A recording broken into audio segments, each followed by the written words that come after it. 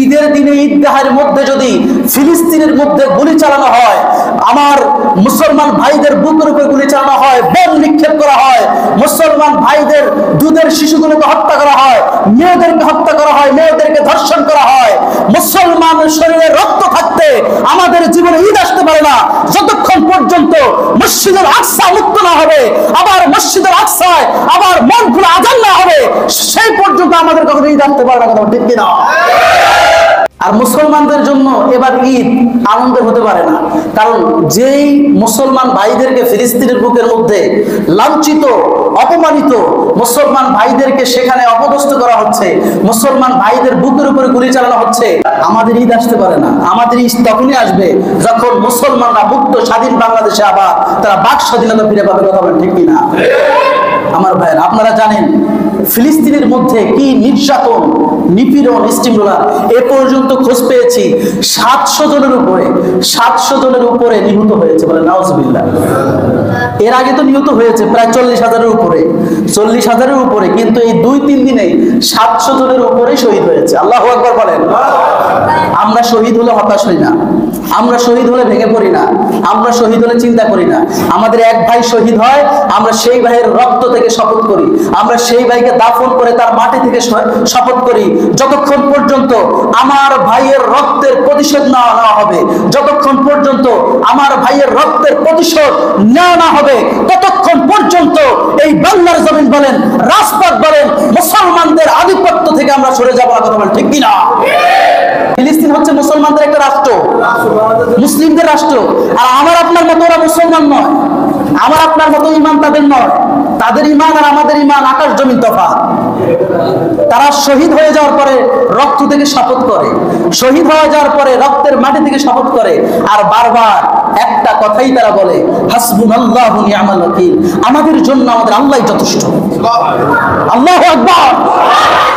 ঈমান তাদের। একটাবার ভাবেন, আমি তো যখন দেখি যে দুধের শিশু, মায়ের দুধের শিশু কত সুন্দর করে বেনি করেছে, মাথার চুলগুলো বেনি করেছে, লাশটার মধ্যে এত ভাবে মানে বোমার নিক্ষেপ, পুরো শরীর পুরা গিয়েছে, বাবা তারপরে কোলের মধ্যে নিয়েছে, বারবার চুলগুলো দেখাচ্ছে। দেখেন যে রাত্রিবেলায় কত সুন্দর বেনি করে আমার মেয়েটা শুয়েছে, রাত্রিবেলায় বেনি করে আমার মেয়েটা শুয়েছে, সকাল হতে হতে আমার মেয়েটাকে রক্তাক্ত করে শহীদ করে দেওয়া হয়েছে। তারপরে বাবা হতাশ হয় নাই, বাবা বারবার চুমু খায় আর বলে, হাসবুনাল্লাহু নি'মাল ওয়াকিল, হাসবুনাল্লাহু নি'মাল ওয়াকিল। আমাদের জন্য তো আমাদের আল্লাহই যথেষ্ট। এই আয়াতটা যারা মানবে, আপনি বিপদে, হতাশায়, বিপদে আপনি যদি একবার বলেন আমাদের জন্য আল্লাহই যথেষ্ট, এর চাইতে বড় শান্তি, এর চাইতে বড় অনুভব, এর চাইতে বড় প্রাউড ফিল আর কিছুই হতে পারে না। কথা ঠিক কিনা? কিন্তু তাদের তো আল্লাহ নাই, তাদের তো ইলাহা নাই, এজন্য তারা শান্তি পায় না। কিন্তু মুমিনেরা জীবন দেওয়ার পর, শহীদ হওয়ার পরেও তারা বলে, হাসবুনাল্লাহু নি'মাল ওয়াকিল, নি'মাল মাওলা ওয়া নি'মান নাসির। আল্লাহই আমাদের জন্য যথেষ্ট এবং আল্লাহই হচ্ছে আমাদের উত্তম সাহায্যকারী। পৃথিবীর জমিনে আমাদের আমেরিকা সাহায্যকারী নয়, পৃথিবীর জমিনে ভারত আমাদের সাহায্যকারী নয়, পৃথিবীর জমিনে আল্লাহই আমাদের সাহায্যকারী। বদরের যুদ্ধে যেমন 313 জন যেমন মুশরিকদের বিরুদ্ধে অস্ত্র ছাড়া, সবকিছু ছাড়া জিহাদ করে যেমন বিজয় লাভ করেছে, আমি বিশ্বাস করি আমাদের অস্ত্র না থাকতে পারে, একদিন এই হামাস বাহিনীর দ্বারাই আমার ফিলিস্তিন আবার পুনর্দখল হবে, ফিলিস্তিনের বুকে কালেমার পতাকা পতপত করে বলে ইনশাআল্লাহ। আর বলেন ইনশাআল্লাহ।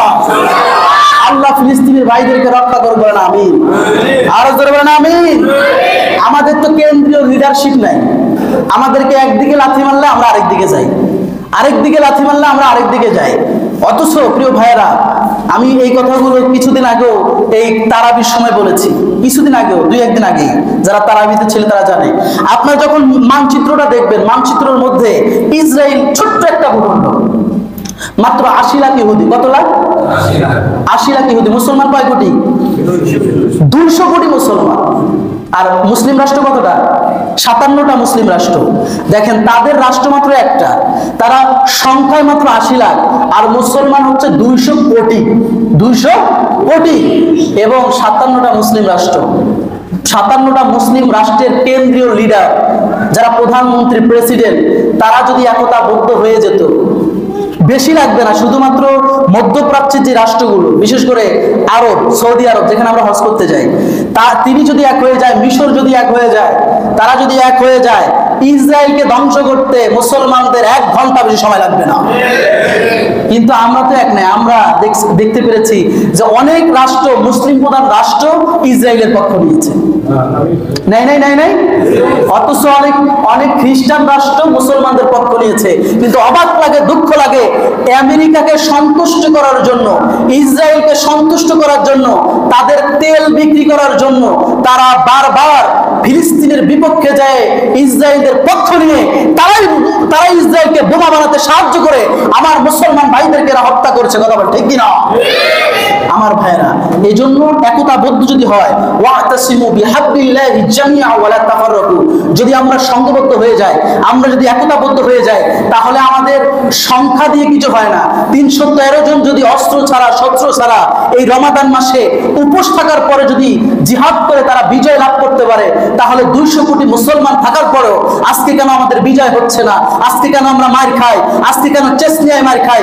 আজকে কেন বসনিয়ায় মার খাই? আজকে কেন ভারতে মার খাই? আজকে কেন ইসরায়েলে মার খায়? আজকে কেন ফিলিস্তিনে মার খায়? এর একটাই কারণ, আমাদের কেন্দ্রীয় লিডারশিপ নাই, আমাদেরকে নেতৃত্ব দেওয়ার মতো কেউ নাই। কিন্তু আমরা বিশ্বাস করি ইমাম মাহদী আসবে, ইমাম মাহদী আসার পরে সবাই একতাবদ্ধ হবে, একতাবদ্ধ হয়ে দাজ্জালের উত্তরসূরি ইসরায়েলকে অবশ্যই দাঁত ভাঙা জবাব দেওয়া হবে ইনশাআল্লাহ। আর যাবেন ইনশাআল্লাহ। আপনারা একটা বিষয় জেনে অবাক হবেন, ভারত আমাদের প্রতিবেশী রাষ্ট্র, সেখানে প্রায় 20 কোটির উপরে মুসলমান, সেই রাষ্ট্র ইসরায়েলের পক্ষ নিয়েছে। তারা মুসলমানদের পক্ষ না নিয়ে ইসরায়েল ইহুদিদের পক্ষ নিয়েছে, আমেরিকার পক্ষ নিয়েছে। তার মানে কথা স্পষ্ট এটাই বলতে চাই, যদি বাংলার জমিনের মধ্যে ভারতের পক্ষ তারা না নেয়, তাদেরকে অবশ্যই উলঙ্গ করে পিটাতে হবে। কথা বলেন ঠিক কিনা? যারা মুসলমানদের পক্ষ নেয় না, এদেরকে উলঙ্গ করে পিটানোটা ফরজ হয়ে গিয়েছে।